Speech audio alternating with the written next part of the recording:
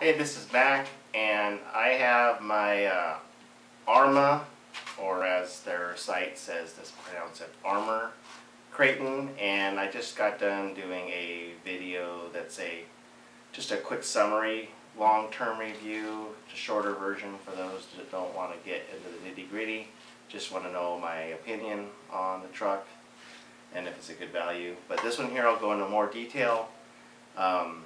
So you probably already know it's an 8-scale brushless monster truggy, and you can go on Tower Hobbies and look at the original pictures, but basically it had a wing and it had a more of a truggy style body, and it had a tiny little bit smaller tires, but almost basically monster truck style tires and wheels. So the things that are not stock are the speed controller, the servo, and obviously there's no wing anymore, the body, the wheels and tires.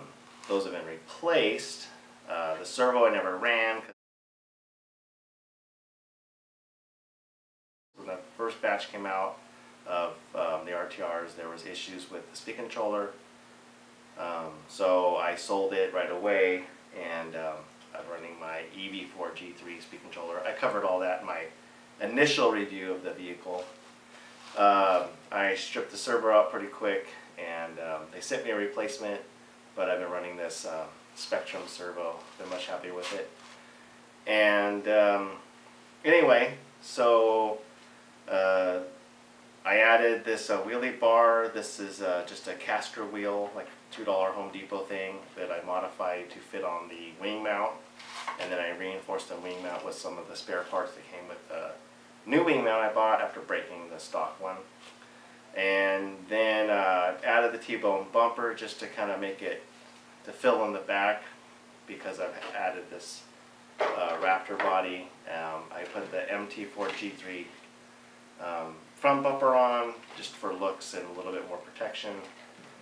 I like the T-bone because it adds a little bit of a skid plate underneath, and so does the MT4 one, just kind of protect the chassis ends.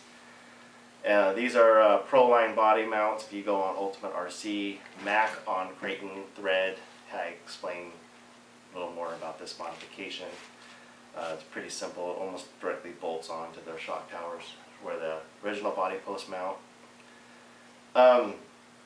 So just got the body on.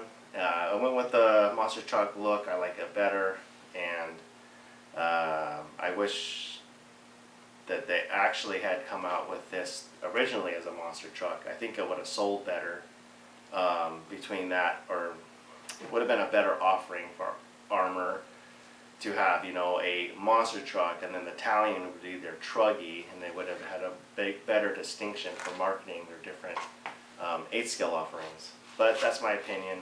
But you know, I just think that why would you buy Italian if you have the Kraton? Why would you buy a Kraton if you have the Italian? Well, you might buy both if they're distinct enough. So the stock tires were pretty decent. I think for RTR they were fine. They're adequate for almost all applications. They're not great on pavement, but they drive just fine. They're not great on dirt, but they get along just fine. But these trenchers are a huge upgrade as far as just traction and everything. Like, you're fine with the stock, but you'll have a much greater experience with these. I was unable to pull off a backflip on 4S where I bash with the stock tires, and I was easily able to do it with these. And they just there's a little bit bigger rotating mass and a lot better traction. Especially sometimes it was hard not to flip over on my lid, punching the throttle on the dirt versus the other ones. But not to say you have to do this. It just they are worth the money to do. The things that I've broken on it, other than the electronic issues I talked about, one of these knuckles was the upgraded version, one wasn't, and one's starting to crack. I've got some replacements on the way. I had mentioned it to Habaco when I first got it. They said they were on back order. They were going to send me some. I've since ordered some off eBay to replace these. I broke a shock piston, which is weird. I've never broken a shock piston ever on any RC, and then it just cracked in half. They were out of stock. I bought the Team Durango's kit version shock piston, and it fits everything but the center hole. The shock shafts on the kit version are about a 0.5 millimeter, I think, bigger in diameter than these. So the hole's a hair bigger. It ends up working, but it's not the greatest solution, but it's working fine for now. I picked thicker, like 60 weight oil in the shocks. I like it better than that. I wish they would have given us longer springs for the shocks for more ride height options. I thought about getting the kit version shocks, then I have more piston options and to play with the shock tuning a little bit. But they come with still the same spring length. They just come with more spring options. In fact, the spring options would fit these as well. And they seem like they're just a higher quality, but I wish they just came with longer springs. I don't know why they force you to completely bottom out the shock collar in order to get the height up. You should be able to, you know, have a lot more tuning options, in my opinion. But other than that, I blew out a bearing, no big deal. I bought some Avid bearings for $1 a piece. That knuckle's cracking. I got replacement coming. It seems to, I did a little goofy mod with a little piece of aluminum strapping around the knuckle. Seems to be temporarily holding it for while I wait for that part to come in. The piston, the knuckle, and this, I talked about the electronics. Other than that, oh, and the wing mount broke. And that was a pretty hard, I jumped, flipped over upside down, and then landed going, you know, at 20-something miles per hour, just dug straight in right on the wing full bore. So other vehicles may have survived that, but I would say it took a pretty good hit to break it, but it did break. So we'll see how this holds up. So also the wing was much bigger surface area to catch things, so this may not get as much front hits because it's a smaller amount of area. Let's see. Other than that, the A-arm's fine, all the turnbuckles are fine. Oh, I slightly had a slight bend in one of the CVDs. I hammered it out on an anvil, and it seems to be fine. So I've had that happen with my MT4. They would get bent from time to time and hammer them out. So I would say for the industry, for other competitors, not a super big deal to have happen. To talk about the MT4 G3, you know, it was a really great truck, and one of the reasons why was because its price point for what you got. There was not a lot of other trucks on the market that were in its ballpark of price for the quality you got, the value you got out of it.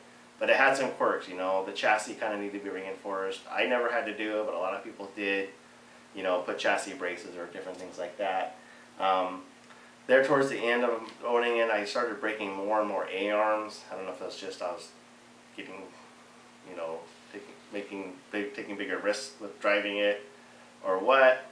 But it was a great truck. It's just the United States right now, they're not that easy to get, and they've changed distributors. They haven't really hit the market very well after their switchover with this distribution. So I would say that Arrma has done a good job of putting this on the market as a very viable option, replacing the slot that the MT4 G3 held.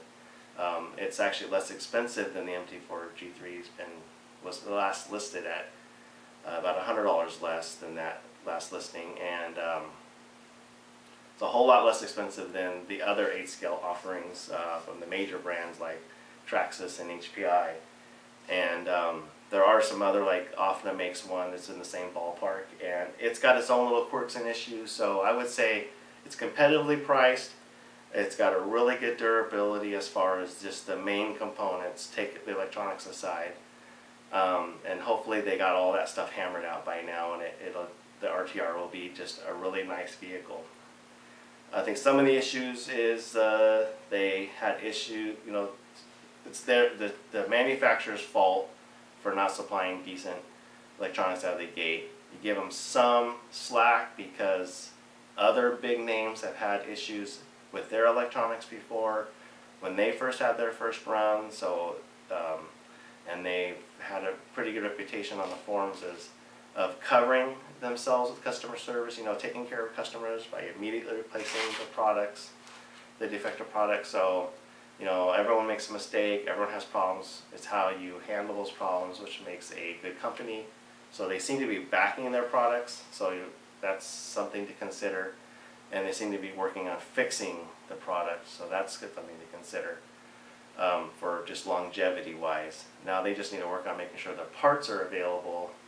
They keep seeming to be running out of parts and not having vehicles in stock, which you could say just goes to show you that maybe this is just a more popular vehicle than they had thought it would be. So, not being able to keep products on the shelves is a good problem, I guess, if that's popular. So I really enjoyed it. I think it's great. I think it replaces exactly what I had from the MT4.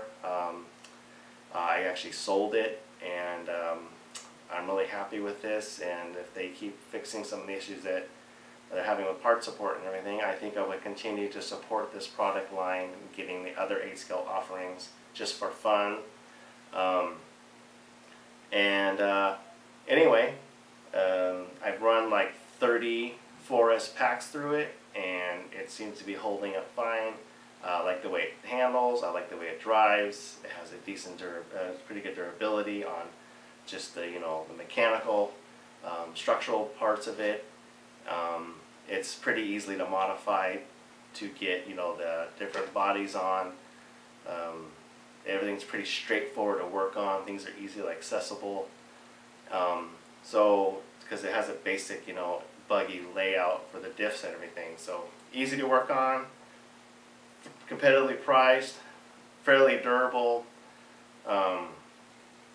and if they bring up part support, I would say there's no reason not to get this. Thank you for watching, and I hope this helps you make a decision.